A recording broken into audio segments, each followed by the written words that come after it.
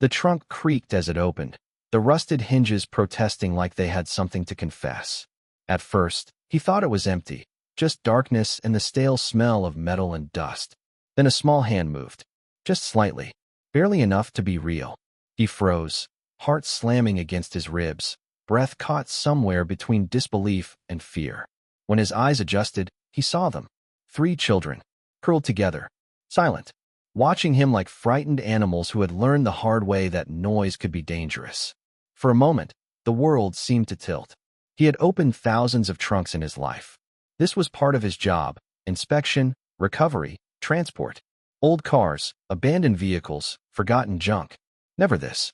Never human beings. Never children. The smallest one couldn't have been more than 5. Her hair was tangled into knots, her cheeks hollow, eyes too big for her face.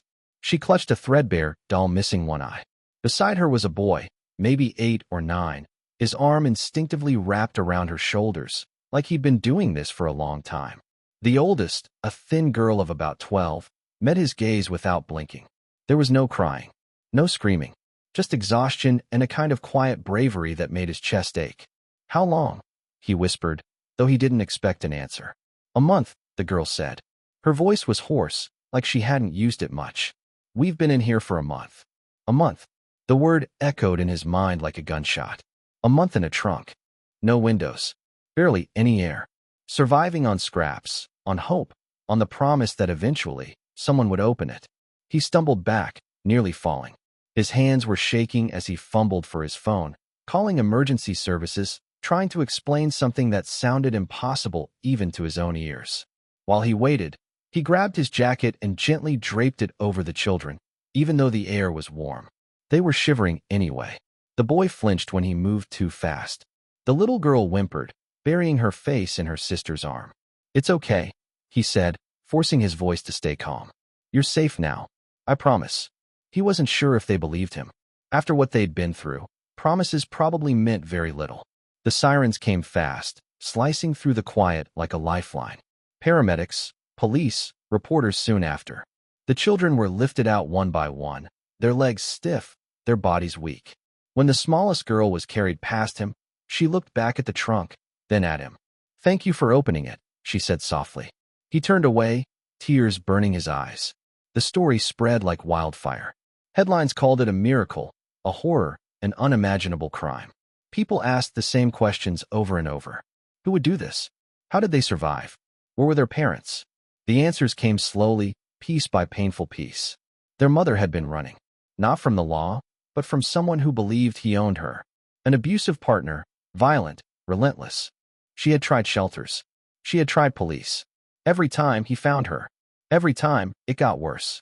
Finally, someone told her about a man who could help her disappear. No paperwork. No questions. Just cash. She didn't know the price would be this. The plan was simple, they said. Hide the children during transport. Cross borders quietly. Reunite on the other side. But plans made by desperate people and carried out by criminals never stay simple. Somewhere along the way, the woman was separated from the car. Promises were broken. Phones went unanswered. The children were forgotten, or worse, intentionally abandoned when the risk became too high. Inside the trunk, time lost its meaning. They rationed everything. A bottle of water that became precious beyond measure. A bag of crackers that turned into meals measured in crumbs. The oldest girl kept track of days by counting how many times the trunk opened briefly, usually at night, usually by someone who never spoke to them. Just tossed in supplies and slammed it shut again. The boy learned to control his breathing, teaching the little one to do the same when the air felt too thin. In through the nose, out through the mouth. Slow, quiet. Sometimes the car didn't move for days. Other times, it drove endlessly, the vibrations lulling them into half-sleep. They told each other stories to stay awake. Stories about school, about their mother's cooking, about a future where this was just a bad memory. The little girl asked one question every night. Will someone open it tomorrow? And every night, the oldest answered the same way.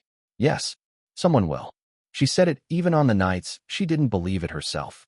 When the man who found them was asked why he decided to open that trunk, why he didn't just mark the car and move on, his answer was simple. I heard something, he said. Not a sound. More like a feeling. Like something was wrong. That feeling saved 3 lives. The children spent weeks in the hospital. Dehydration, malnutrition, trauma that couldn't be seen on scans. Doctors said it was a miracle they survived it all. Social workers sat with them for hours, speaking gently, letting them draw, letting them sit in silence when words were too heavy.